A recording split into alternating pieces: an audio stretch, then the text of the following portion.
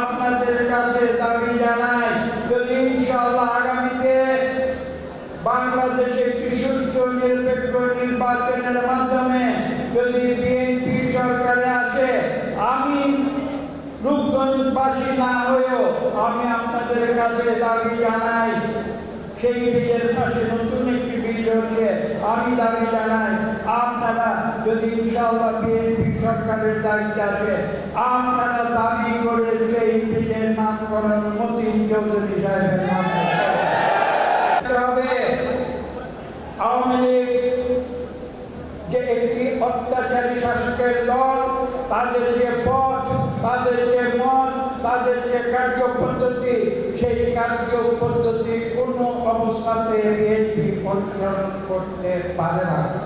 কারণ আমরা রাজনীতি শিখেছি শহীদ প্রেসিডেন্ট জিয়া রহমানের কাছ থেকে, আমরা রাজনীতি শিখেছি দেশনেত্রী বেগম খালেদা জিয়ার আপসী রাজনীতি থেকে, আমরা রাজনীতি শিখেছি শহীদ প্রেসিডেন্ট জিয়া রহমান সততা এবং শৃঙ্খলার রাজনীতি থেকে, আমরা রাজনীতি শিখেছি বেগম খালেদা জিয়ার নীতির প্রশ্নে আপসীর রাজনীতি থেকে, এবং আমরা রাজনীতি শিখেছি জনাব তারেক রহমানের ধৈর্যের রাজনীতি।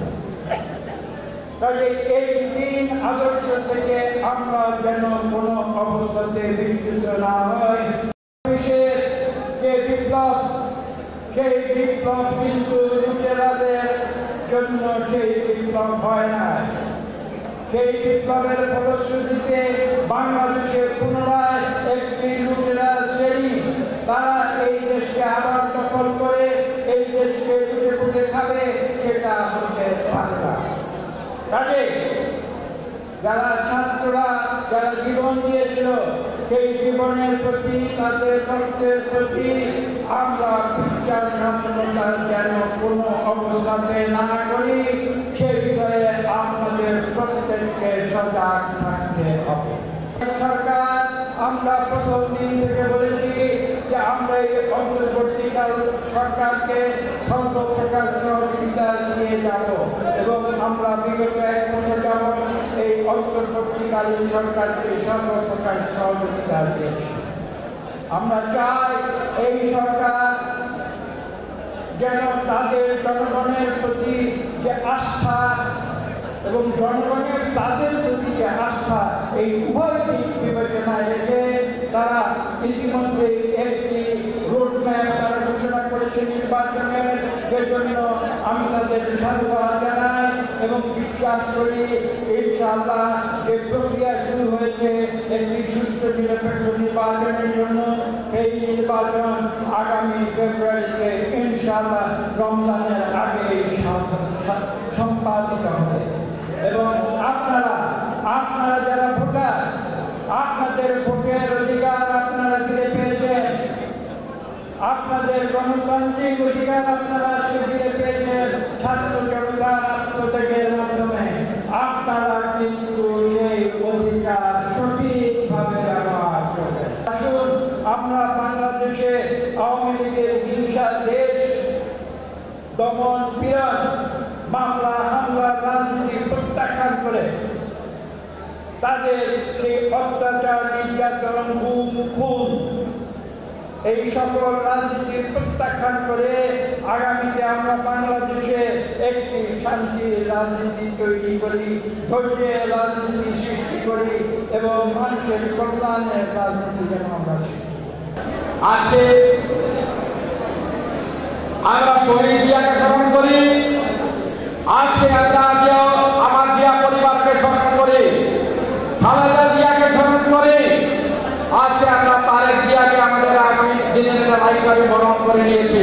এই বাংলাদেশের লক্ষ কোটি মানুষ আগামী দিনের নেতা হিসাবে, এই বাংলাদেশের নেতা হিসাবে, এই নতুন বাংলাদেশের নেতা হিসাবে তারেক জিয়াকে বরণ করে নিয়েছে। প্রিয় নেতৃবৃন্দ, আমার আজকে যদি আমরা পিছনে যাই, স্মরণ করতে হবে মতিউর চৌধুরীকে, স্মরণ করতে হবে মোমেন খান সাহেবকে।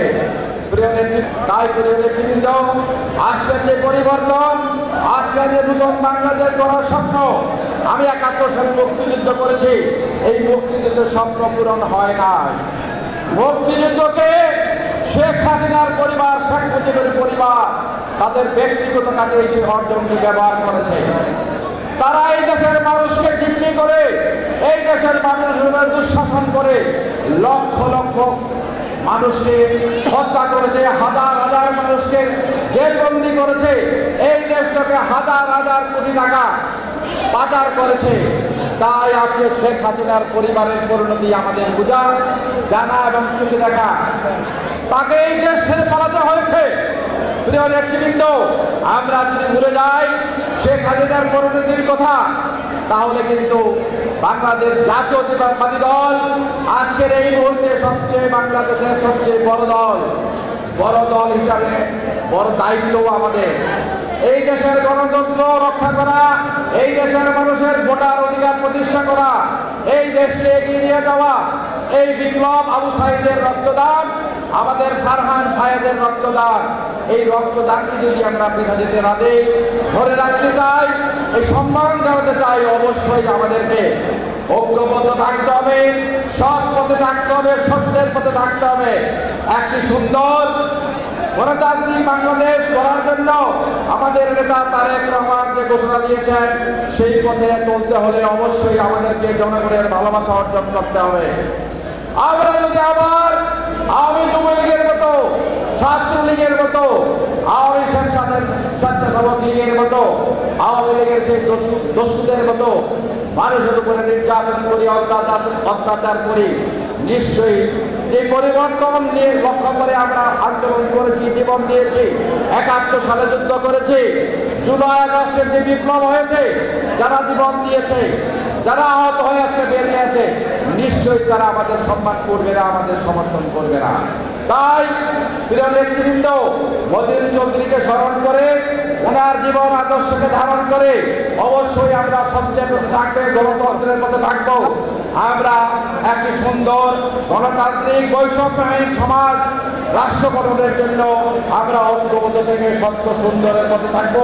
এই কথা বলে আগামী নির্বাচনের প্রস্তুতি মাথায় রেখে জনগণের ভোট জনগণ দিবে, যার ভোট সে দিবে, আমার ভোট আমি দিব, যাকে বুঝি তাকে দিব, এই স্লোগান প্রতিষ্ঠার জন্য আমরা কাজ করব, এই প্রত্যাশা রেখে আজকে